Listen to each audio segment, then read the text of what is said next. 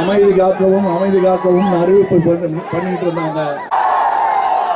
நாளை நமதே எனும் நம் குரல் ஓங்கி ஒலிக்கட்டும். போகும் இடத்தில் எல்லாம் அன்பு வெள்ளத்தில் மூழ்கி திளைக்கிறேன் நான்.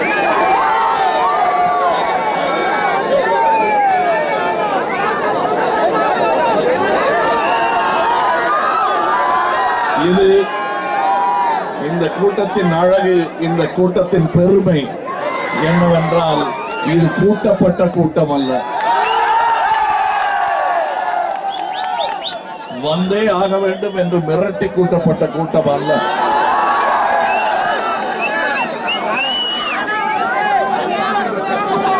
இது எனக்கு தமிழகத்தை பற்றிய நம்பிக்கையும் எங்கள் கட்சியை பற்றிய நம்பிக்கையும் அதிகப்படுத்துகிறது.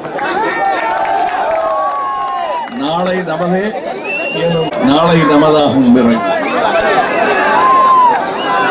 இங்கே வெவ்வேறு இடங்கள்ல நான் பேசிட்டு வந்தேன்.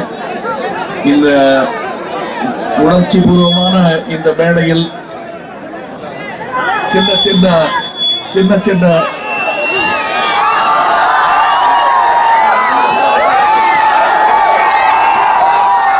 பேருந்து நிலையத்தில் இப்படிப்பட்ட இடத்தில் பெட்ரோல் விலையை பற்றிய கவலை அதிகமாக இருக்கும். எல்லாருக்கும் இருக்கும். பெரிய லாரி வச்சிருக்கிறவங்களுக்கு மட்டுமல்ல, சின்ன சின்ன வண்டி இயக்கி கொண்டிருப்பவர்களுக்கு கூட இது இருக்கும். இதை பற்றிய ஒரு உண்மையை உங்களுக்கு சொல்ல கடமைப்பட்டிருக்கிறேன். இது பாமரர்களுக்கு அதிகமாக தெரியாத ஒரு செய்தி. க்ரூட் ஆயில் என்று ஒன்றை வாங்கி அதிலிருந்து உங்களுக்கு பெட்ரோல் டீசல் பிரித்து எடுத்து கொடுக்கிறார்கள்.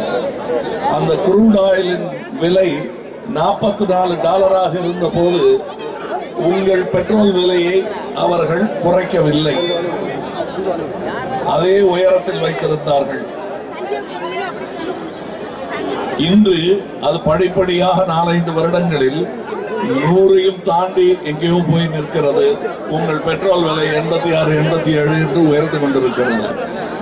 இதில் மத்திய அரசுக்கு கிடைக்கும் லாபம் 4.5 லட்சம் கோடி என்பதுதான் எனக்கு வந்த தகவல்.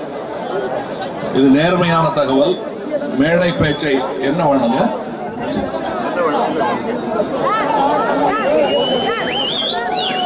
இது மேடை பேச்சுக்கு அலங்காரம் சேர்ப்பதற்காக ஏதோ கணக்கு சொல்வது அல்ல. தெரிந்தவர்கள் தெளிந்தவர்கள் என்னிடம் தெரிவித்த தகவல். மக்களுக்கு இதை தெரிவிக்க வேண்டியது என்னுடைய கடமை என்பதனால் சொல்லுகிறேன். 4.5 லட்சம் கோடி 4-5 வருடங்களாக சம்பாதித்துக் கொண்டிருக்கிறார்கள். இவை மக்களுக்கு சென்றடைய வேண்டிய பணம்.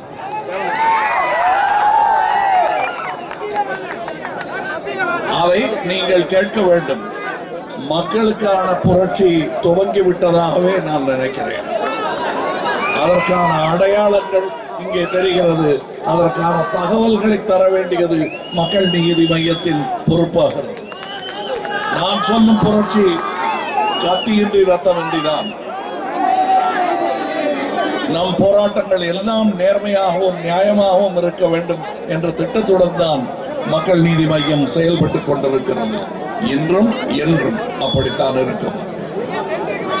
என்னை கேட்கிறார்கள்,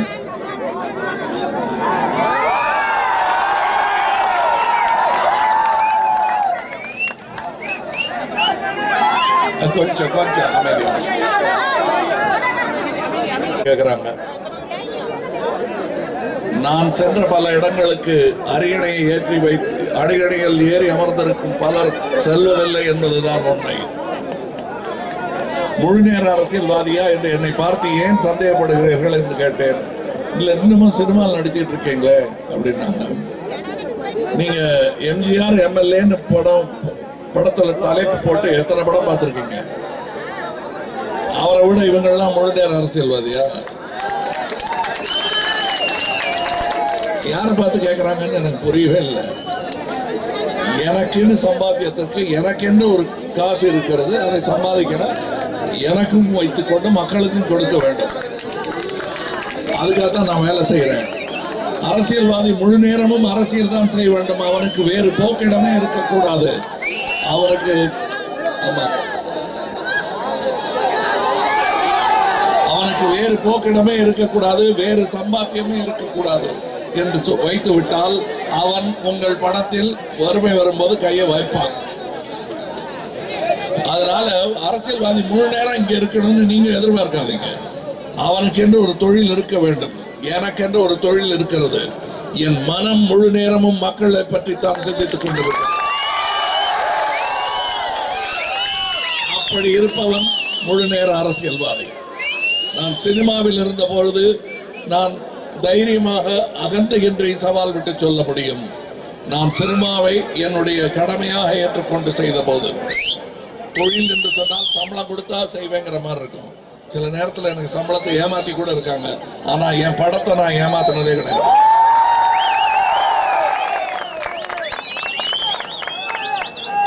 அதே நேர்மை அரசியலில் தொடரும் என்பது மக்களுக்கு தெரியும். இனி இந்த மேடை பேச்சு அலங்காரத்தில் உண்மையை மறைக்க முடியாது. அவர்களை விட தெளிவாக நான் பேசிவிட முடியும் என்று நான் நம்பவில்லை. அது தேவையில்லை. ஆனால் அவர்களை விட கண்டிப்பாக நேர்மையாக இருக்க முடியும் என்னால். பன்மடங்கு அதற்கு ஏதுவாக நீங்களும் நேர்மையாக இருக்க வேண்டும். நாம எல்லாரும் நேர்மையா இருந்தாதான் நேர்மையான தமிழகம் உருவாகும். எதை சொல்றீங்க நேர்மைன்னா? தயவு செய்து உங்கள் ஓட்டுக்கு விலை நிர்ணயம் செய்ய நினைக்கும் ஆளை அண்ட விடாதீர்கள். அவ்வளவுதான் நான் சொல்றேன். ஏன்னா அந்த கணக்கையும் நான் ஒவ்வொரு ஊரா சொல்லிட்டு வரேன். நான் அந்த கருத்து நிறைய அவங்க வச்சுக்கிட்டு கொஞ்சமா சில்லறை உங்ககிட்ட கொடுக்கறது தானே நடந்துகிட்டு இருக்கிறது.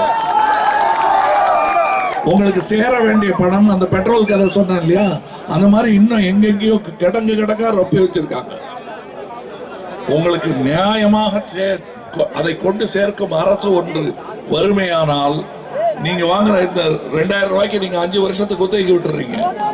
அப்புறம் நீங்க அவருக்கு கண்ணுல கண் பார்த்து கேட்க முடியாது. வாங்கல அப்படின்ற நம்மள முறைப்பாங்க அவங்க திருப்பி. நீங்க வாங்கலைன்னா இது மாதிரி பன்மடங்கு உங்களுக்கு அந்த காலகட்டத்தில் கிடைத்து விடும். ஒரு வருஷத்துல அது மாதிரி பன்மடங்கு கிடைக்கும். அதற்கான தேவையை ஒரு அரசு செய்ய முடியும். நீங்க கெஞ்சிக்கிட்டு இருக்க வேண்டாம், அடித்து கேட்கலாம். உங்களுக்கு ஒரு வட்டச்சாலை வேணும் இல்லையா? இந்த ஊருடைய போக்குவரத்து சிறப்பாக இருக்கிறது.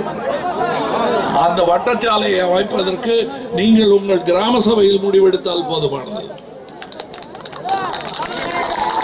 புரிஞ்சவங்க கை தட்டுறாங்க. அதோடைய பலம். ஆமா, கிராம சபைக்கு போனவர்களுக்கு தெரியும்.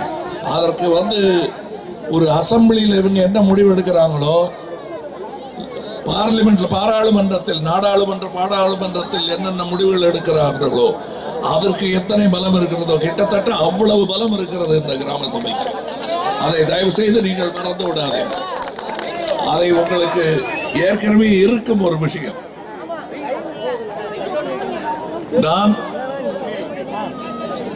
உங்களிடத்தில் கேட்டுக்கொள்வதெல்லாம், என்னால் இயன்றவரை நான் என்னுடைய கடமைகளை செய்கிறேன். உங்களுக்கும் சில கடமைகள் இருக்கின்றன. அவைகளை நீங்கள் செய்ய வேண்டும். இளைஞர்கள் முக்கியமாக இந்த அரசியல் படித்தவர்கள் இந்த அரசியல் எதற்கு அசிங்கம் வேண்டாம் என்று ஒதுங்கி விடாதீர்கள். அப்படி ஒதுங்கி விட்டதனால்தான் அரசியல் அசிங்கம் ஊரையே சூழ்ந்து விட்டது. நீங்கள் செய்ய வேண்டியது உங்கள் கடமையை. அப்படி செய்தால் என் கடமையை நான் ஆற்றுவது மிக மிக எளிதாகும். நாம் எதிர்பார்க்கும் நாளை நமதாகும். இங்கே எனது பொறுப்பாளர்கள் இங்கே இருக்கிறார்கள். அங்கே சில மேடைகளில் ஏறக்கூட முடியாத அளவுக்கு ராசிபுரத்தில் எல்லாம் மணி, ஜெயபிரகாஷ் இவர்கள் எல்லாம் அவங்க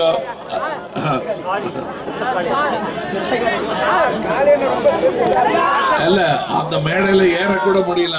அவ்வளவு அன்பு வெள்ளம் அங்க. இந்த மேடையிலும் கிட்டத்தட்ட அப்படி ஆயிருக்கான். ஆனா அதனாலதான் வேற ஊருக்காரங்களை இங்க அறிமுகப்படுத்துற மாதிரி இருக்கு. இந்த ஊருக்காரங்களும் இருக்காங்க. திருவள்ளூர் மாவட்ட பொறுப்பாளர் டி தேசிகராஜன்.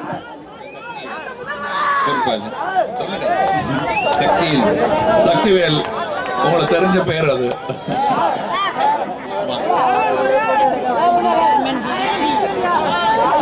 பிவி ஸ்ரீ அவர்கள் இருக்கிறார்கள். கண்ணதாசன் இருக்கிறார்கள் இங்கே. இந்த முகங்களை எல்லாம் இப்பொழுது வேண்டுமானால் நான் அறிமுகம் செய்து வைக்கலாம். இன்னும் கொஞ்ச காலகட்டத்தில் உங்களுக்கே அடையாளம் தெரிந்துவிடும். அதற்கான வேலையை இவர்கள் செய்வார்கள் என்று நான் நம்புகிறேன்.